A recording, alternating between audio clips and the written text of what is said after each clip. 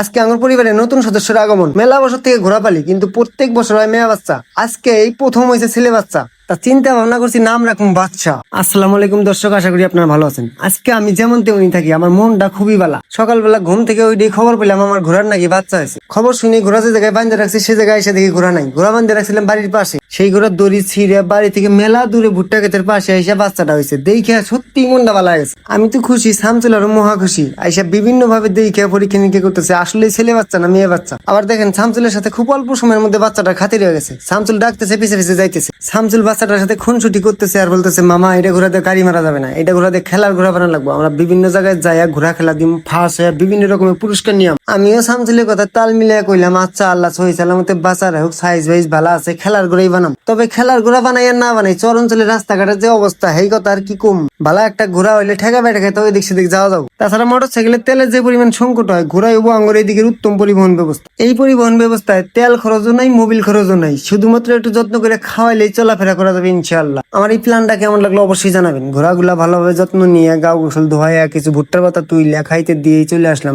বাড়িতে। সেই পোশাক পাতি হালকা পরিবর্তন করে শুরু করলাম আমি গরুর যত্ন নেওয়া। তাই গরুগুলো আলাদাভাবে একটু যত্ন পায়, শক্তি একটু বাড়ছে, সুযোগ পাইলেই মারামারি ধরে। এই সমস্যাটার মূল কারণ হলো সবটি গরু একসাথে বাঁধে রাখা। তাই আলাদা আলাদা করে বাঁধে রাখার জন্য নতুন করে ঘোড়া বানাই দিলাম। এখন আর মারামারি করার সুযোগ নাই। আল্লাহ বাঁচা রাখলে সামনে ঈদের আগে গরুগুলা বিক্রি করে টেহা পয়সা হইলে হেই টেহা দেয় সর্বপ্রথম একটা ছোট্ট করে সুন্দর একটা গরুর ঘর বানাম। ঘরটা ঠিকঠাক মতো বানাবার বলে চিন্তা ভাবনা আছে প্রত্যেক বছর কিছু কিছু হ্যাংলা পাতলা গরু কিনে মোটা তাজা কইরা বিক্রি করা। আমার এই প্ল্যানে থাকবে না কোনো প্রকার ভেজাল খাবার, ভেজাল ওষুধ। যতটুকু হবে একেবারে ন্যাচারাল পদ্ধতিতে। অনেক মানুষ অনেক সময় ভেজাল খাবার, ভেজাল ওষুধ দিয়ে গরু মোটা তাজা করে। এইরকম লোভে পড়ে মানুষের গরু স্টক করে মরেও যায়। আমি ঘাস কাটতে কাটতে দেখেন কি পাইলাম, পাখির বাসা। সেখানে আবার 4টা ডিমও, মাশাআল্লাহ কত সুন্দর সুন্দর ডিম। আল্লাহ তাআলার সৃষ্টি আসলেই সব জায়গায় সুন্দর। আজকের মতো আমি এখানে শেষ করছি। সবাই ভালো থাকবেন, সুস্থ থাকবেন। আর আমার ফিউচার প্ল্যানটা কেমন লাগলো অবশ্যই জানাবেন। আল্লাহ হাফেজ।